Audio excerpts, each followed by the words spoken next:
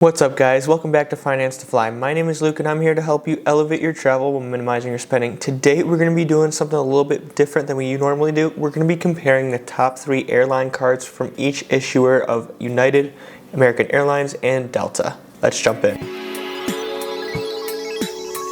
First things first, for the annual fees and the sign-up bonuses. For Delta, we're going to have a $650 annual fee, and the sign-up bonus is 70,000 points after $5,000 spent in the first 6 months. For United, you're going to have a $695 annual fee, and you're going to earn around 90,000 points after $5,000 spent in the first 3 months. And for American, you're going to have a $595 annual fee and 70,000 points after $7,000 spent in the first 3 months.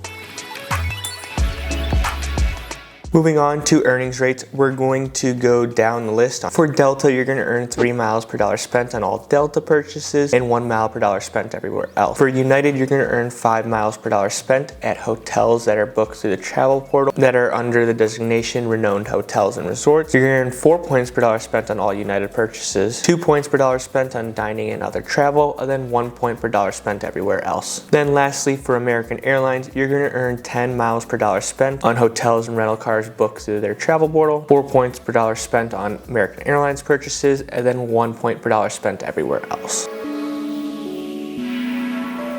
As far as benefits go, we're going to kind of list them down in each column. It's going to, be similar on each level, so you'll be able to compare and see where those perks are coming at. Again, we're going to start off with Delta. You're going to get that $2,500 MQD head start. That's towards status. You'll take 15% off award flights. You're going to get your global entry credits. You're going to get your first check bag for free, and then 20% off in-flight purchases. For United in those types of categories, you're going to get a 1,500 PQP bonus. You're going to get discounts on award flights. This can range from 5% to 30 to 50%. Kind of depends on what you're looking at. You'll get your global entry credit. You're going to get first and second bag check free, and then 25% back on in-flight purchases. And lastly, for American, you're going to get your global entry credit. You're going to get your first check bag free and 25% back on in-flight purchases. Moving on to some of the other credits that you get with these cards. For Delta, we're going to start with their $240 Resi credit, which is $20 a month. You'll get a $120 rideshare credit, which is about $10 a month, and a $200 Delta Stays credit. You're going to get the companion pass with it, and this is going to be a main cabin companion pass. You'll get Hertz President's Circle, and then lounge access, but it will be only 15 visits until you spend $75,000 on the card, and you get 4 guest passes. For United, you're going to get a $240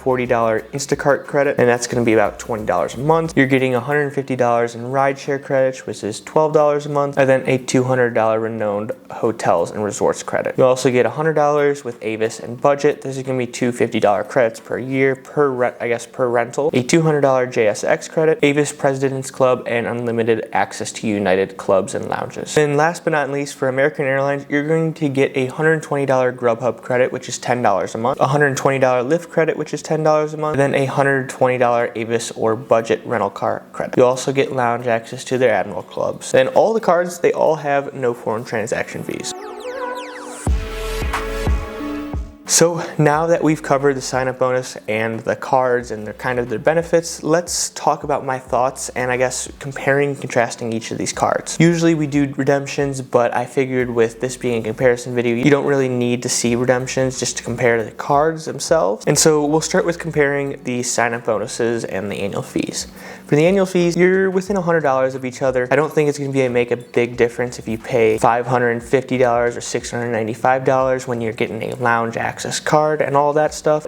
You're up there. It's a high annual fee card. You're going to get also those good travel and purchase protections, the best that they can offer. Moving on to earnings rates though, I would say out of all 3, when you're looking at it, you got to go with United when it comes to earnings rates. Why is that? Well, you're going to get 4 miles per dollar spent on all United purchases. This is 1 point per dollar spent more than Delta. Same amount as American, but United also has 2 points per dollar spent on dining and all other travel, which is a solid backup point earning option for a card. And you can obviously see through the comparison that Delta doesn't offer that and American doesn't offer that. American does beat United, however, because they can book through the travel portal and get a little bit more value for your hotels and rental cars, while United has only certain hotels for 5 points per $200 to the travel portal. As far as benefits go, each card is pretty similar. You get like a food and beverage credit, you get some rental car credit, you get a hotel credit. Honestly, United and Delta's cards are pretty similar. American's kind of lacking some of the extra perks and stuff, so I'd honestly say American's card's probably a little bit less than Delta and United. Kind of makes sense because their annual fee is the lowest, but when you're looking at comparing those two cards, the big factor that I guess United doesn't have is Delta has that companion pass, and that companion pass can easily be worth $500 or more. It just depends on what flight you have to take. Of course, there's blackout dates and all that. The companion pass is very worth it and honestly can make up your annual fee if you choose the right flight with just using that and then get everything else as an added benefit. The one thing that United beats Delta though on is the lounge access. United, unlimited and lounge access. Delta, you only get 15 accesses unless you spend $75,000, and you only get 4 guests in there a year unless you spend $75,000. It's kind of interesting that they went that route, that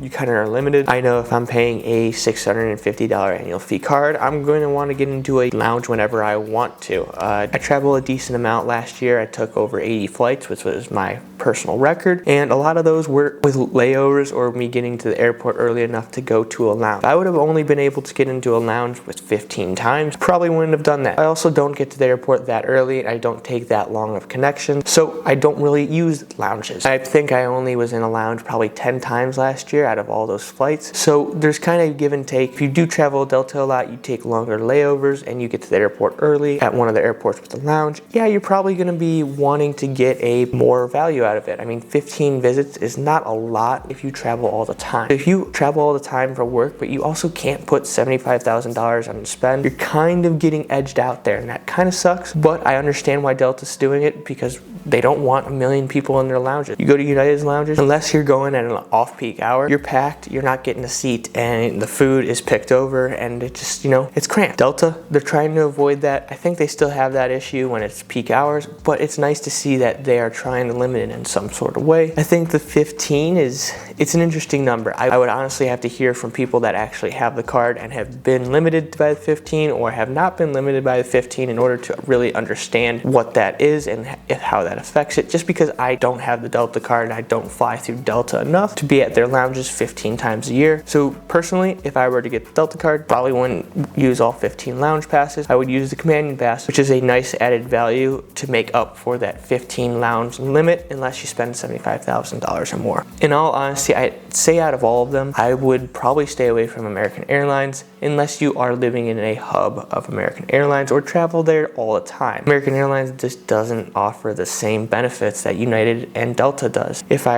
Personally, if I were to go with a card, it'd be United, just because Cleveland is somewhat of a United base and you do get that lounge there. I don't like to get to the airport too early. I like to kind of get there just on time, so I don't really want to use the lounge, but if I were to get the card, I'd want to get the sign-up bonus and get all the credits and then take advantage of the lounge that year or the next year. But as far as Delta goes, I like the card a lot more.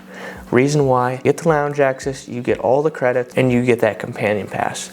The companion pass is a huge heavy lifter in terms of this card's value. You can get $300 worth of value, you can get $600 of value, you can get $1,000 in value. Depends on the blackout dates and when you're able to use it. But I know with Delta's flights are more expensive, so in general speaking, if you're able to use a companion pass like this to take it on a trip or something, it can save you a decent amount of money. You just got to make sure you book far in advance and avoid blackout dates. So in total, I'd probably rank them as a 1, 2, 3, Delta number 1, United number 2, and American number 3. And as far as what card works for you, well, that is honestly up to you. If you fly Delta a lot, we look at the Delta card. If you fly American a lot, go through the Cubs, American card. United card. Kind of that simple. I wouldn't want to get an American card when I fly American maybe 2 or 3 times a year. I would more look towards the Delta card, even though I only fly them like 10 or 12 times a year. United, but the most reasonable one I would look at is United, just because I fly them the most. And that's honestly what you gotta look at. Who do you fly the most? Where are you flying to? What hubs are you visiting? Do you really need lounge access? And that's the biggest question. If you don't need lounge access, this card isn't worth it unless you're Delta and you want to use the companion pass, but that's a different story. But if you don't need lounge access, these cards are not worth it. Go with the $350 annual fee cards, the $99 annual fee cards to get a less annual fee, free checked bags, and still some of the same perks. Now that I'm wrapping up, I want to hear your thoughts. What do you think of all 3 of these cards?